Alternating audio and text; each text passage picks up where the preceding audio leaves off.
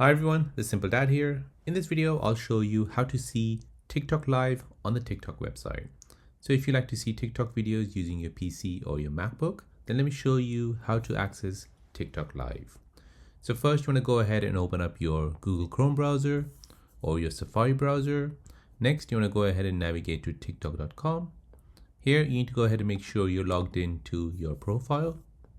Now, once you're logged in, on the left hand side, you'll see something called live. Go ahead and click on this. This will now show you all the live channels on TikTok. So to watch the live, go ahead and click on it. And now you can go ahead and scroll through these different live videos on TikTok. So there you go, guys.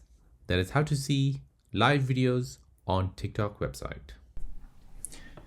If you're new on the channel and you want to find out more about your iPhone, your Android phone, or any other social media apps, then don't forget to subscribe to this channel to become a part of the Simple Dad community.